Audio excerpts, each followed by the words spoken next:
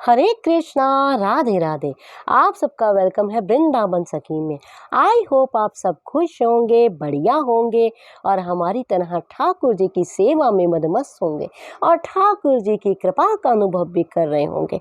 तो फ्रेंड्स, आज हम इस विषय में बात करेंगे क्योंकि मुझे अक्सर आप लोगों के प्रश्न आते हैं कि दीदी कि जो लड्डू गोपाल जी के वस्त्र होते हैं, जो गोपाल जी को हम वस्त्र डलाते हैं, वो वस्त्र कई बार फट जाते हैं या पुराने हो जाते हैं, तो उन पुराने वस्त्रों का हम क्या करें और क्या ना करें। तो आज इसी के ऊपर हमारा वीडियो है, आप वीडियो एंड तक जरूर देखिए। देखिए, आप लोगों के जो प्रश्न आते हैं, मैं उन प्रश्नों के ऊपर ही जो वीडियोस बनाती हूँ ताकि आपके साथ साथ और लोगों को भी पता चल सके कि हमें क्या करना चाहिए। तो देखिए, ठाकुर जी की सेवा हम सब लोग करते हैं, ठाकुर जी का श्रृंगार भी हम सब लोग करते हैं। तो अधिकतर जो भक्त होते हैं, उनके हृदय में ये भाव होते हैं कि हम अपने ठाकुर जी को सुंदर सुंदर वस्त्र धारण कराएं, सुंदर सुंदर श्रृंगार करें। और ठाकुर जी का श्रृंगार करना ही तो भक्ति का एक दूसरा रूप है, यानी यही भक्ति है। जरूरी नहीं है कि आप माला जप करें, इतने मंत्र जप करें, इतने पाठ करें।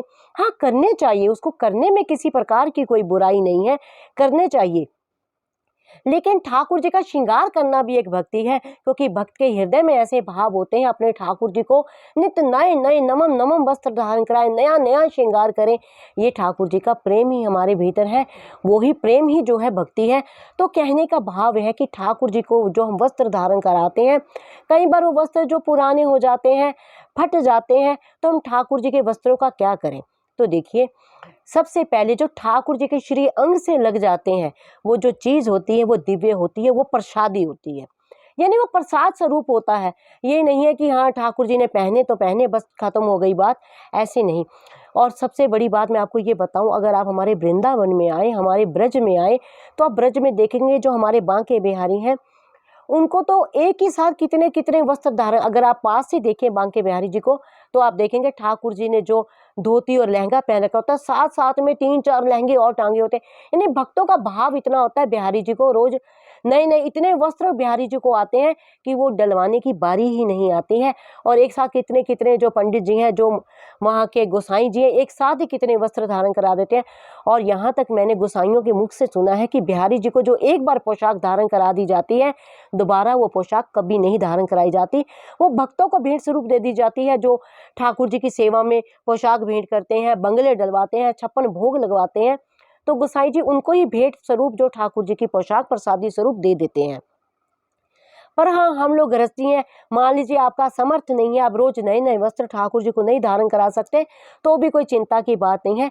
जो वस्त्र ठाकुर जी के फट जाते हैं, जो वस्त्र ठाकुर जी के पुराने हो जाते हैं, जिसको ठाकुर जी ना पहने, यानी ठाकुर जी का मन अब उब गया उन वस्त्रों से, तो उसको आप क्या करें। देखिए, अगर आप चाहें, किसी और के पास गोपाल है, अगर उनका नहीं सामर्थ्य है गोपाल जी का, जो फट जाते हैं उनको तो आप साइड पे रखिए, जो सही सलामत होते हैं तो आप उनको भी भेंट स्वरूप दे सकते हैं। ऐसे ठाकुर जी की जो ज्वेलरी होती है, मुकुट, कंगन, माला इत्यादि, वो भी आप उनको भेंट में दे सकते हैं। देखो, कुछ भक्त ऐसे होते हैं, उनका सामर्थ्य नहीं होता बढ़िया से बढ़िया खरीदने का या ज्यादा वस्त्र खरीदने का, तो आप उनको भेंट स्वरूप दे सकते हैं। या फिर आप एक कार्य, देखिए, कभी भी आप नदियों में नहीं बहाने चाहिए, उससे क्या होता है, नदियां जो होती हैं दूषित होती हैं। तो कुछ लोग क्या करते हैं कि गठरी सी बांधते हैं, नदी में बहा देते हैं, तो ऐसा आपको कभी भी करना नहीं चाहिए। हाँ, इसको करने में कोई वैसी बुराई नहीं, लेकिन नदियां जो है दूषित हो रही हैं, वैसे भी नदियों को हमें बचाना चाहिए, तो नदियों में आप ना करें। हाँ, आप एक कार्य और कर सकते हैं कि जैसे एक खाली आपके कहीं वृंदावन या हरिद्वार किसी ऐसी जगह पे जाते हैं जहाँ पवित्र नदी के किनारे आप गड्ढा खोद के, उस गड्ढे के अंदर आप जो है ठाकुर जी के वस्त्र, ज्वेलरी जो इत्यादि डाल के उसको आप ढक सकते हैं।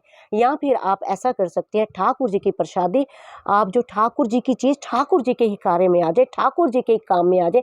जो ठाकुर जी को जिस चीज की जरूरत है, मान लीजिए ठाकुर जी के पिल्लो होते हैं, कुशन्स होते हैं या रजाई होती है, तो उनको छोटा छोटा करके आप उसके अंदर जैसे रुई भरवाते हैं ना, इस तरह से आप भरवा सकते हैं। यानी ठाकुर जी की चीज ठाकुर जी के कार्य आ जाए। अब कुछ लोग कहते हैं जी हम तो अपने सराने बनवा लेते हैं, ठाकुर जी की प्रसादी है।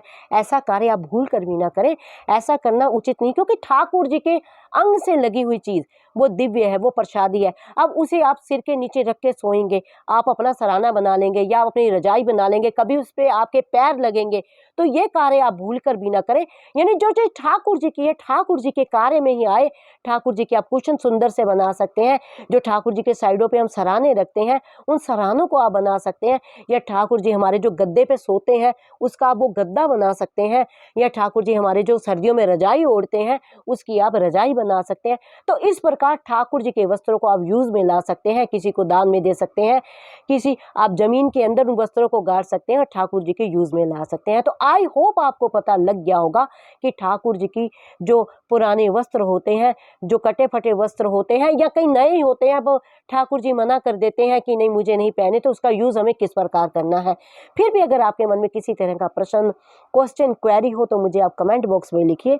जितना मैंने संतों की वाणी से सुना है, जितना मैंने दर्शकों के संग से पाया है और जितना इस प्यारे श्याम सुंदर के प्रेम में पाया है, उसके अकॉर्डिंग ही आपके प्रश्नों का उत्तर मैं आपको देती हूँ। और अगर आपको ये वीडियो अच्छा लगा हो, इस वीडियो को लाइक करना, शेयर करना, सब्सक्राइब करना ना भूलें। हरे कृष्णा, राधे राधे।